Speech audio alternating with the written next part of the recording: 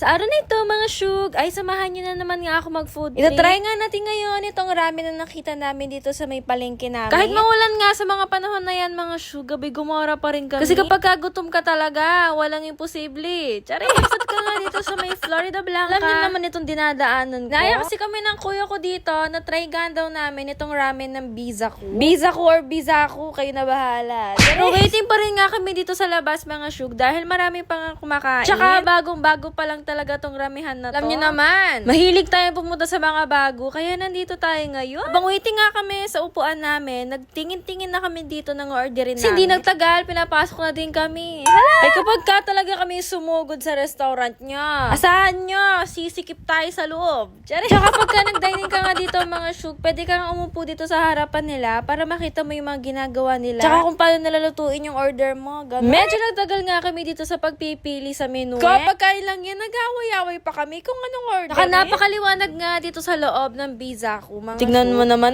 napakadaming flowers. Bongga. Nga pala kami natigis sa isang ramen namin dito. Meron miso, meron curry, tapos meron ding seafood. Affordable din naman yung mga food nila dito. Napadpad ka dito sa may palengke o kaya galing ka ng Big Steak. Gusto mo mag-sushi, pumunta ka dito. Pero tagal na din nga akong hindi kumakain ng mga ramen tsaka mga sabaw-sabaw na yan, be. Pero kapag ka talaga pagdating sa mga pagkain, syempre meron tayong iba-ibang taste. Pero kami talaga, mahilig lang talaga kami mag-try ng bago. Kasi diba, malay mo, maging paborito mo pala yan. Nagustuhan ko nga dito yung mga California maki nila, tapos itong tempura. Hindi naman halatang gusto ko yung California maki nila, kasi mga syugo, nakailan ako. At saka meron din pala sila ditong baked sushi. Finally, after ilang oras, naubos din namin yung mga pinagkakain namin. Obsina naman ng mga tiyan namin. After naman nga namin mag-ramen, nag-try nga kami dito sa may Tipsy Brew Cafe naman. Pangalang yan sa harap ng Basa Airbase. Naghahanap kasi kami ngayon ng dessert or something sweet. At saka syempre, gusto din nga namin papahaba pa ng bonggang-bongga yung kwentuhan namin.